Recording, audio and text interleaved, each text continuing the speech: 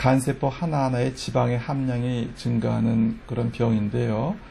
그렇게 됨으로써 간 전체에서 지방의 함량이 높아지고 그리고 간도 좀 커지고 그렇게 됩니다. 그리고 단순히 지방간만 있는 경우도 있지만 염증이 동반돼서 간염을 초래하는 경우도 있습니다.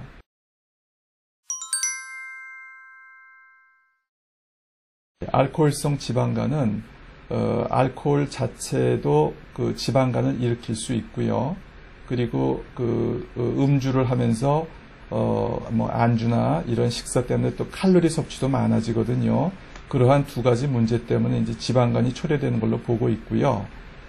그리고 비알코올성 지방간이라 함은 우리가 이제 주로 비만이 있거나 아니면 당뇨병이나 고지혈증 등이 있을 때 그러한 대사적인 문제로 인해서 또 이 간에 지방이 쌓이게 됩니다. 그런 걸로 인해서도 역시 또 지방간이 올 수가 있습니다.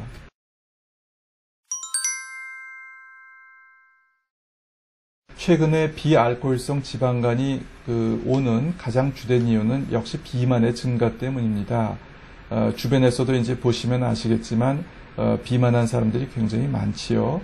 게다가 겉보기에는 그렇게 비만해 보이지 않아도 이렇게 검사를 해보면은 복부 비만이나 내장 비만이 있는 분들이 적지가 않습니다. 그리고 그러한 비만의 증가 때문에 당뇨병이라든지 고지혈증 같은 것도 많아지는데 역시 그런 병들도 지방간을 초래하는 원인이 될 수 있습니다.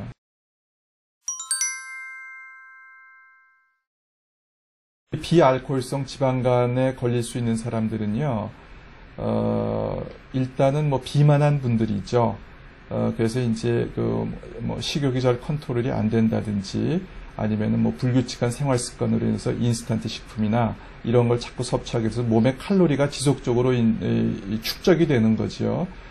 그런 분들이 이제 지방간에 걸리기 쉬울 것 같습니다. 그리고 체질적으로 당뇨병이라든지 아니면 고지혈증 같은 것도 그런 체질도 있는데 역시 그런 분들도 지방간이 올 수 있는 분들이 되겠습니다.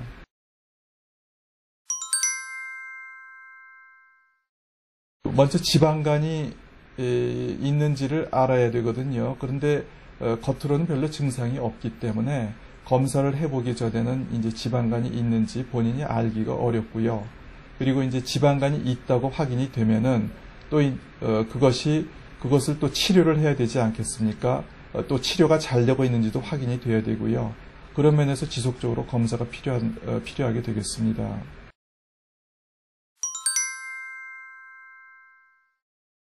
간 문제를 평가를 할 때 간 기능 검사 등 혈액 검사를 하게 되고요. 그리고 초음파나 CT 등 영상 검사를 또 하게 됩니다. 그래서 간 기능 검사 같은 혈액 검사와 그리고 초음파나 CT 같은 영상 검사를 하게 되면은 대부분 지방간의 존재 여부를 알 수가 있습니다. 간 기능 검사에서 간 수치라 그러죠. AST나 ALT 같은 것을 간 수치라 그러는데 40 이하를 정상으로 봅니다. 그런데 지방간 환자 중에서는 그러한 ALT 수치가 한 정상의 2배, 한 80이나 100 정도로 올라가 있는 경우도 많고요. 그리고 때로는 간 수치는 정상이지만 초음파 검사나 CT 검사 등을 해보면은 또 역시 지방간이 있는 경우가 있습니다. 그래서 간 수치가 정상이라고 지방간이 없다고 말할 수도 없습니다. 단순한 지방간은 아주 나쁜 것은 아닌 것으로 알고 있었는데요. 그런데 지방간 환자의 일부에서는 거기에 염증이 동반되는 경우가 있고요.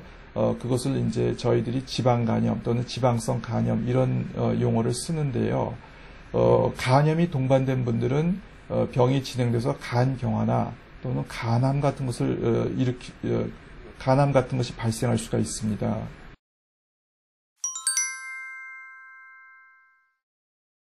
지방간을 치료한다고 하면은 무엇을 먹어서 치료하는 걸로들 잘못 알고 계시더라고요.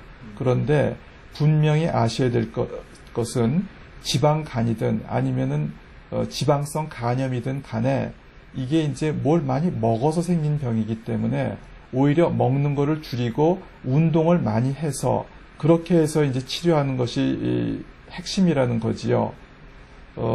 지방간, 특히 비알코올성 지방간의 원인은 비만이 바로 그 뿌리이기 때문에 체중을 줄이는 것이 가장 중요한 치료입니다. 그리고 우리가 이제 약초라든지 민간요법, 건강식품 같은 것은 그것들이 지방간을 치료하는데 어떤 검증된 효과도 없을 뿐만 아니라 때로는 그 자체의 어떤 독성으로 인해서 예기치 않은 독성 간염이나 그런 문제도 생길 수 있는 겁니다. 그런 거 가급적 피하시는 것이 좋겠습니다.